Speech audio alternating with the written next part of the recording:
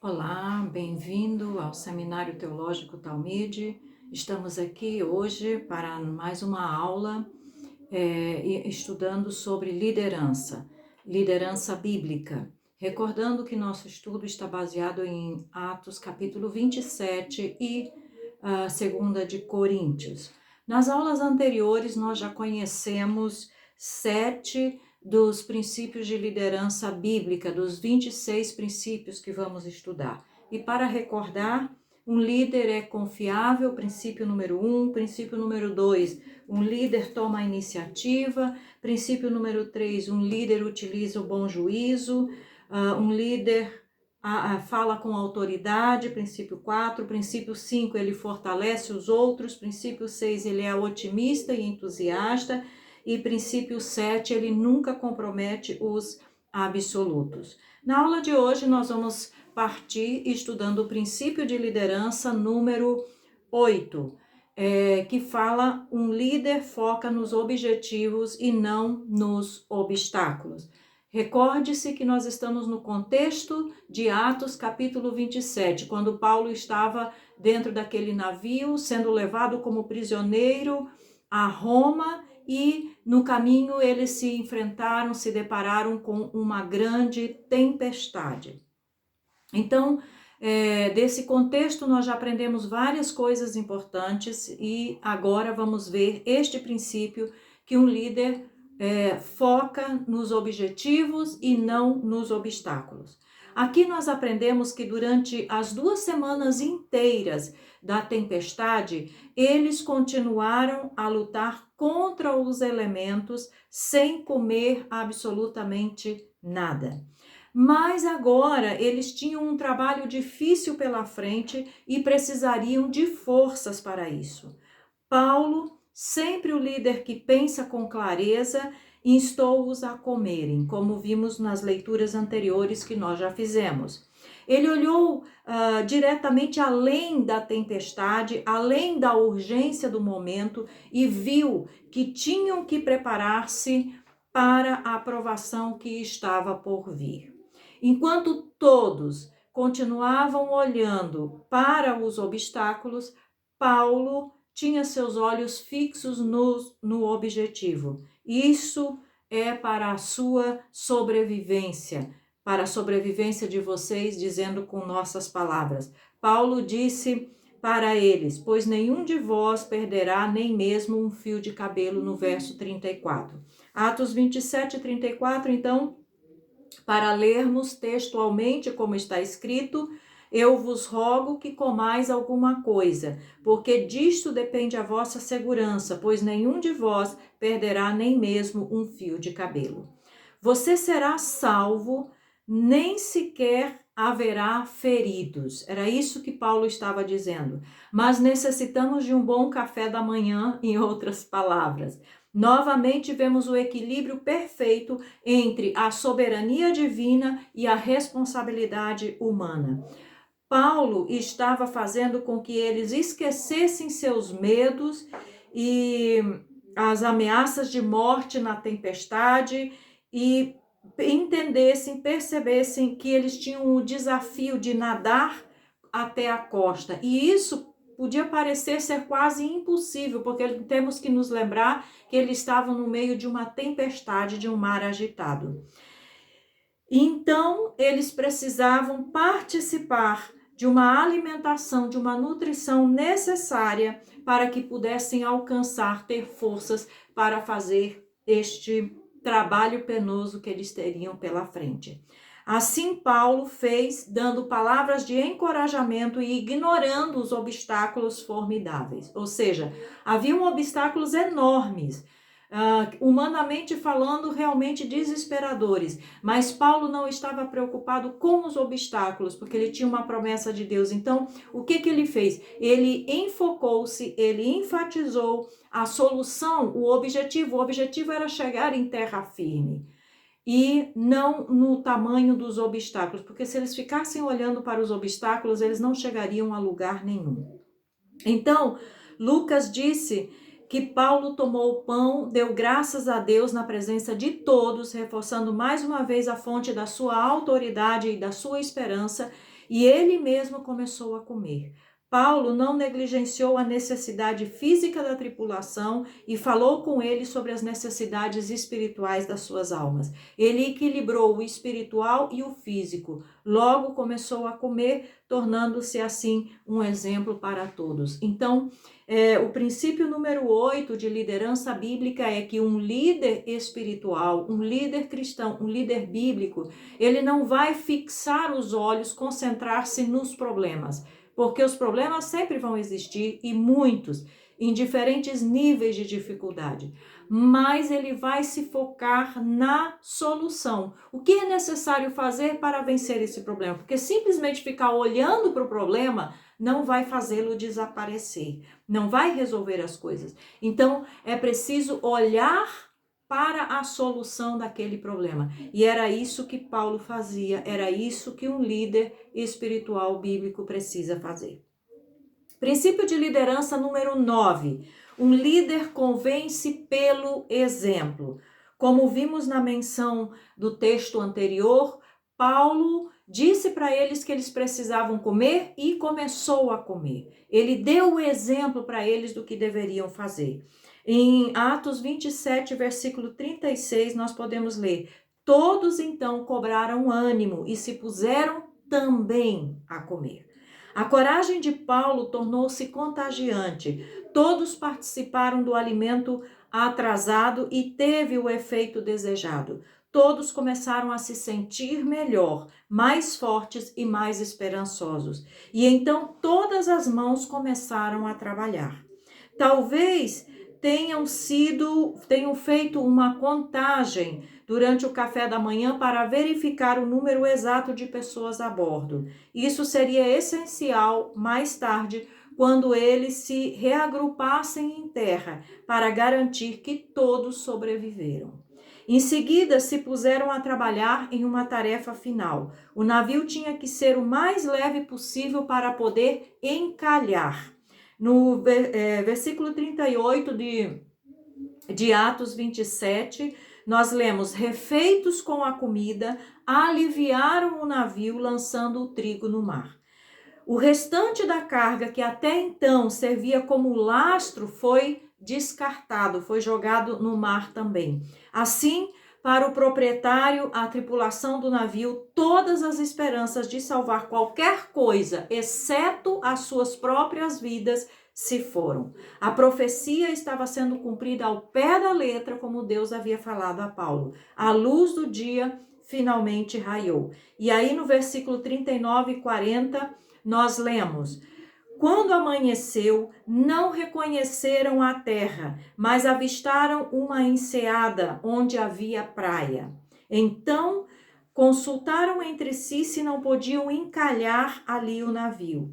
Levantando as âncoras, deixaram-no ir ao mar, largando também as amarras do leme e alçando a vela de proa ao vento, dirigiram-se para a praia. Ou seja, aliviaram o barco, cortaram as âncoras, soltaram o leme que estava amarrado para que o navio não ficasse sem rumo, sem direção, e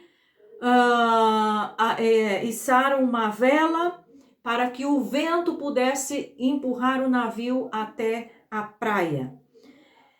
Então, pela mão da providência soberana de Deus, o curso deles os trouxe a um lugar exatamente propício, um dos poucos lugares na vasta extensão do Mediterrâneo onde eles poderiam tentar encalhar um navio de grãos tão grande como era aquele.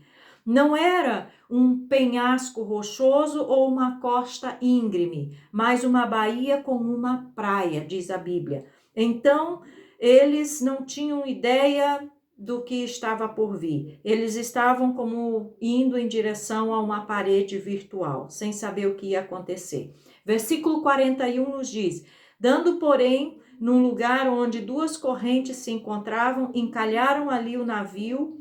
A proa encravou-se e ficou imóvel, mas a popa se abria pela violência do mar.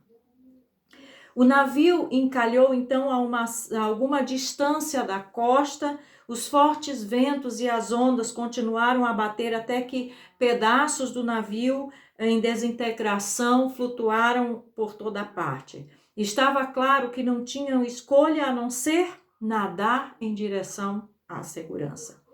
Naquele momento, os soldados perceberam que eles teriam que estar com cada um sob sua custódia. Cada um dos homens, dos prisioneiros que estavam naquele navio, eles tinham que estar sob sua custódia. Eles não iriam entrar nas águas turbulentas acorrentados aos prisioneiros, porque era assim que eles tinham que estar. E em uma situação tão caótica de vida ou morte, seria virtualmente impossível rastrear os prisioneiros que nadavam livremente. Então, o que eles pensaram? Eles sugeriram que matassem a todos os prisioneiros, inclusive Paulo, para que nenhum deles fugisse.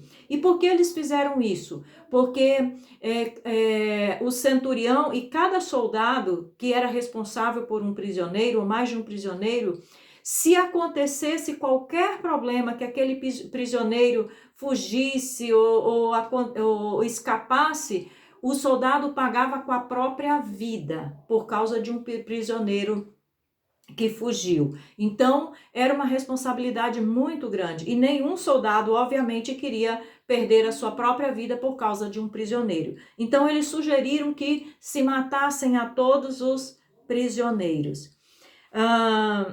Como observamos no capítulo 1, se um soldado perdesse um prisioneiro, ele pagava com a vida. Então, eles elaboraram um plano para massacrar Paulo e o resto dos prisioneiros para garantir que eles não escapassem. No versículo 42 a 44 de Atos 27, Lucas escreveu assim: o parecer dos soldados era que matassem os presos para que nenhum deles nadando fugisse. Mas o centurião, querendo salvar a Paulo, impediu-os de o fazer e ordenou que os que soubessem nadar fossem os primeiros a lançar-se ao mar e alcançar a terra. Quanto aos demais, que se salvassem, uns em tábuas e outros em destroços do navio. E foi assim que todos se salvaram em terra. Com a sábia liderança de Paulo, não só fez Júlio apreciá-lo, mas também o tornou indispensável. O centurião interrompeu o plano dos seus soldados de matar os prisioneiros. Em outras circunstâncias, ele poderia muito bem ter autorizado a matança. Afinal, do ponto de vista da sabedoria humana, era o mais prudente, o mais viável, o mais acertado a fazer. Mas a Bíblia nos diz que o centurião, querendo salvar Paulo, ele estava preocupado com Paulo, não com os outros presos. É de se admirar por quê? Não? Exatamente. Se havia um homem que Júlio não queria perder, era aquele que agira admiravelmente como um líder nas circunstâncias que eles estavam passando. Então, ele ordenou que aqueles que sabiam nadar fossem para a costa e o resto agarrou a tábuas, pedaços do navio desintegrado, escombros flutuantes, tudo que puderam encontrar para mantê-los à tona e dessa forma remaram e nadaram até chegar à costa.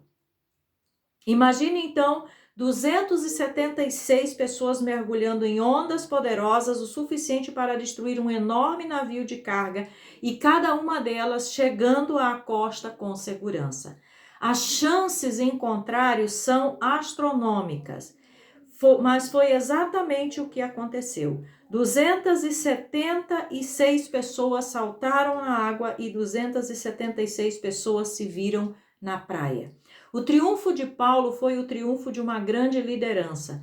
Testado no cadinho da crise, deu um passo adiante e mostrou como um verdadeiro líder age. Ele foi decisivo, ele estava determinado, ele foi claro e equilibrado, ele assumiu o controle quando as coisas estavam fora de controle e Deus honrou os seus esforços com um sucesso incrível. Ele não comprometeu os absolutos, nem os obstáculos o distraíram do seu objetivo. E ele liderou pelo exemplo. Aquilo que ele dizia que as pessoas que estavam naquele navio deveriam fazer, era o que ele mesmo fazia e dava o exemplo para eles de que eles deveriam agir desta forma.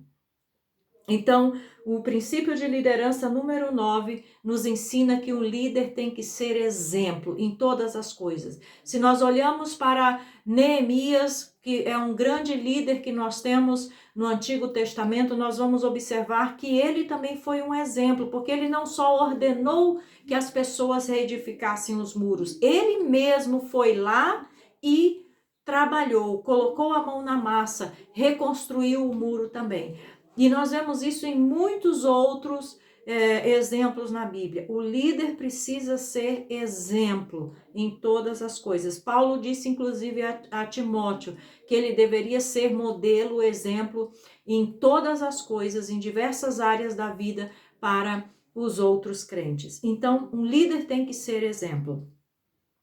Nas circunstâncias desfavoráveis em que aqueles homens teriam sido abandonados, Paulo assumiu e tornou-se um exemplo para todos todos os chamados a liderar. Foi um dos episódios mais notáveis na vida desse nobre cristão que, segundo os desígnios de Deus, tem muito a nos ensinar sobre os rigores e as recompensas da verdadeira liderança. Depois desse momento aqui em que eles chegam à praia, dali a Roma, a Bíblia não traz mais não houve muitos problemas nem muitas dificuldades no caminho. Então nós não vemos mais muito a atuação de Paulo a partir daí. Nós vamos encontrar depois Paulo lá em Roma já, e aí nós vamos ter evidências do que estava acontecendo em Roma através das cartas e das epístolas que ele escreveu exatamente a partir de Roma, algumas delas. Então agora nós vamos mudar de contexto, nós vamos sair do contexto de Atos capítulo 27, deste naufrágio, e nós vamos para o contexto de 2 Coríntios, ou seja, o contexto da igreja de Coríntios, que também nos ensina muitos outros princípios de liderança. Em Atos capítulo 18, nos conta a história de como a igreja de Corinto foi fundada. Quando Paulo chegou a Corinto, ele encontrou Priscila e Áquila, que por acaso exerciam o mesmo ofício que Paulo exercia, que era de fazer tendas. Em Atos capítulo 18, versículo 2 e 3, nós podemos ler: lá encontrou certo judeu chamado Áquila, natural do Ponto, recentemente chegado da Itália, com Priscila, sua mulher, em vista de ter Cláudio decretado que todos os judeus se retirassem de Roma. Paulo aproximou-se deles e, posto que eram do mesmo ofício, passou a morar com eles e ali trabalhava, pois a profissão deles era fazer tendas. No versículo 4 de Atos 18, nós lemos: e todos os sábados discorriam na sinagoga, persuadindo tanto a judeus como a gregos. Aonde que eles estavam? Eles estavam na cidade de Corinto. Áquila e Priscila tinham sido expulsos da Itália, de Roma, e estavam em Corinto. Paulo também estava em Corinto. Opondo-se, versículo 6, opondo-se eles e blasfemando, sacudiu Paulo as vestes e disse-lhes: sobre a vossa cabeça o vosso sangue. Eu deles estou limpo, desde agora vou para os gentios. Veja que Paulo sempre estava na sinagoga ali na cidade de Corinto, pregando o evangelho para os judeus. Mas começou a haver um problema e se levantaram contra Paulo, começou uma perseguição contra Paulo, e Paulo então diz que ele estava livre do sangue dos judeus e ele passaria agora a pregar para os gentios. No versículo 8 ele diz: mas Crispo, o principal da sinagoga, creu no Senhor com toda a sua casa. também muitos dos coríntios, ouvindo, criam e eram batizados. Então foi assim que surgiu a igreja em Corinto, por Paulo. Por isso, a maioria na igreja de Corinto eram de gentios de origem pagã. Corinto foi um dos campos missionários mais frutíferos que o apóstolo Paulo havia visitado. No capítulo 18, ainda, o versículo 9 e 10, nós podemos ler: Teve Paulo durante a noite uma visão em que o Senhor lhe disse: Não temas, pelo contrário, fala e não te cales, porquanto eu estou contigo e ninguém ousará fazer-te mal, pois tenho muito povo nesta cidade. O ministério evangelístico de Paulo continuou por 1 ano e meio antes que ele encontrasse séria resistência. No versículo 12 e 13, nós lemos: Quando, porém, Galho era procônsul da Acaia, levantaram-se os judeus concordemente contra Paulo e o levaram ao tribunal, dizendo: Este persuade os homens a adorar a Deus por modo contrário à lei. No versículo 14 e 15, a Bíblia ainda registra: Ia Paulo falar quando Galho declarou aos judeus: Se fosse com efeito alguma injustiça ou crime de maior gravidade, ó judeus, de razão seria atender-vos. Mas se é questão de palavra, de nomes da vossa lei, tratai disso vós mesmos. Eu não quero ser juiz dessas coisas. E os expulsou do tribunal, diz o versículo 16. Paulo pastoreava a igreja que fundou. Somente em Éfeso, Paulo serviu por mais tempo como pastor do que em Corinto. A igreja de Corinto era, portanto, excepcionalmente paulina, especialmente e pessoalmente em dívida com o grande apóstolo por sua liderança. Eles o conheciam bem e tinham todos os motivos para confiar nele, reverenciar sua influência e permanecer leais a ele e aos seus ensinamentos. No entanto, depois que Paulo saiu de Corinto, muitos problemas sérios surgiram na igreja que exigiam uma liderança hábil e forte. Quando a notícia dos problemas chegou a Paulo, ele não pôde retornar pessoalmente a Corinto imediatamente, de modo que se esforçou para orientá-los à distância com uma série de cartas. Sabemos que pelo menos uma carta de Paulo aos Coríntios foi escrita antes de 1 Coríntios, que nós conhecemos, que está na Bíblia, que é a epístola canônica. Porque o próprio Paulo se refere a essa carta em 1 de Coríntios, capítulo 5, versículo 9, quando ele diz: Já em carta vos escrevi que não vos associeis com os impuros. As cartas do Novo Testamento aos Coríntios são 2 livros completos sobre a vida da igreja. Suas implicações para a liderança são profundas. A primeira epístola deixa claro, desde o início, que na ausência de Paulo, sérios problemas de liderança surgiram em Corinto. A igreja estava se dividindo em facções. As pessoas diziam: eu sou de Paulo, eu sou de Apolo, eu sou de Cefas, eu sou de Cristo. E esse espírito de divisão e conflito destruiu a unidade da igreja, alimentado pela inveja, contenda e pela carnalidade. No entanto, a divisão na igreja refletiu um sério problema de vácuo de liderança que surgiu em Corinto. Após a partida de Paulo, Apolo liderou habilmente aquela igreja por um tempo, mas Apolo também foi para outros campos missionários e algum tempo depois disso surgiram então as facções. É óbvio, desde a primeira epístola de Paulo aos Coríntios, que os seus conflitos internos e outros problemas eram devido à falta de liderança sábia e piedosa após a partida de Paulo e Apolo. Os crentes coríntios toleravam a imoralidade no seu meio, os crentes estavam processando outros crentes em tribunais seculares, as pessoas na igreja estavam flertando com a idolatria, perturbando a mesa do Senhor e abusando dos seus dons espirituais. Além disso, alguém no meio deles estava começando a fazer perguntas, questionando a autoridade apostólica de Paulo.